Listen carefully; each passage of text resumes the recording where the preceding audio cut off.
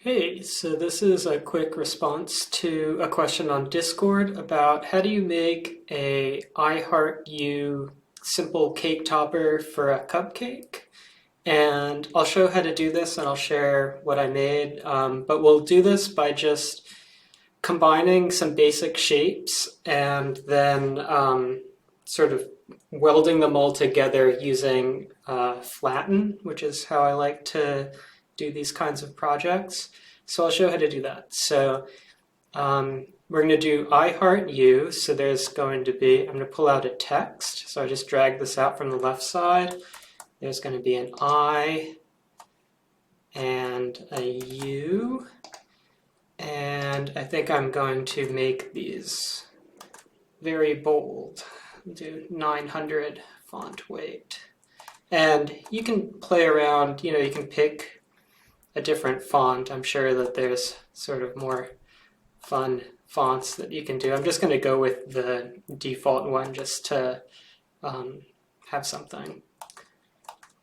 And we can also, I guess, play with the sizing of this. So I think for a cupcake, if they're about maybe an inch high, I'm just going to click on the height and then type in 1 for 1 inch. I think that's an inch high, something like that. And then there's going to be a heart, and I'll go to Browse All Shapes and pull out a heart. And I'm going to select all of these and align their centers by clicking that. So that just gets all of their centers aligned. And these all are going to need to overlap. So I'm just going to, I selected the heart. I'm going to use my left arrow key and bring it over so that it overlaps. Maybe like that. And this one will overlap.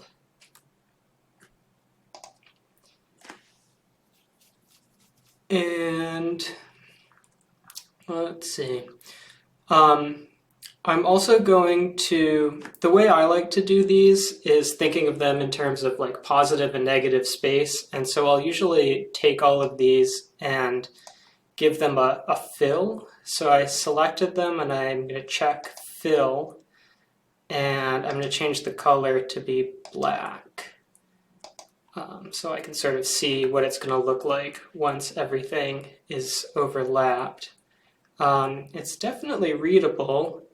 I think there's going to be enough of a overlap here that it won't be too flimsy in acrylic. Let's see, if I were to move this over more, then you sort of lose the eye, which I don't really like. So I'm going to put it back.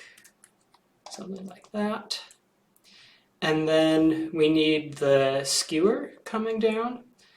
So the skewer is just a rectangle.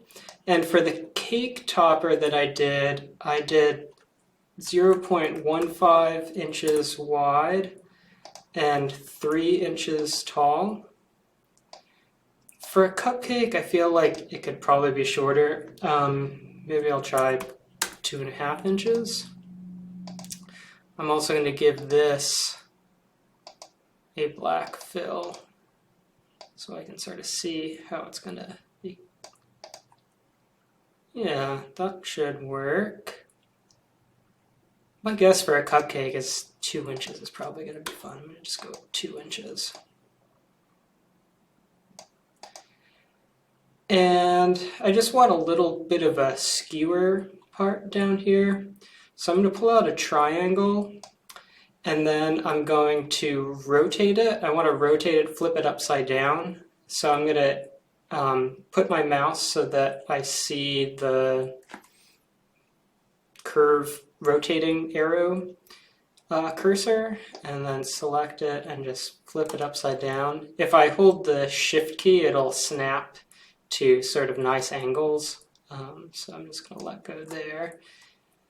And I'm going to give that a black fill. And this is going to need to be resized. I'm going to zoom in using my mouse wheel. and I'm going to put the corner of this here, and I'm going to grab the side of it, and that's the resize horizontally, and I'm going to resize it, and if I move my mouse over to there, then it'll snap to that corner, and then I'm going to resize it vertically also. Something like that should be good. And I'm going to zoom back out again. And now that I have this, I am, to make it a cut design, there's an important next step, which is that you need to select everything. So I just did a region select. So I selected everything, and I go to modify and then flatten. Flatten will take sort of what you see and make it into something that you can cut. There's lots of different things you can do with this, but this is the simple thing is you go to flatten, and then that puts all of the shapes into a group and applies the flatten modifier. And then if I check this stroke result checkbox, that will show me exactly what will be cut. And I'll usually leave this on, and then I can see, all right, this is what's going to be cut. Looks like it'll be good for a cupcake. If you want to go back and change anything, the nice thing about Cuttle is that this is a non-destructive operation, so that means that I can, decide maybe I want to change the font or something. And to do that, I have this group, and I will double-click the group, and then it goes into this sort of spotlight-looking interface, and then I can select the original shapes and change them. So like maybe I want to move this over to the left or to the right a little bit, or I want to change, what font it is, because I want to try something different. I'm just going to go back to that default one. But you can look through the fonts, find something. And then when I'm done, adjusting these things, I can double click on the background, and then it'll go sort of zoom back out and show me my thing. I'm going to call this Aren't You Cake Topper.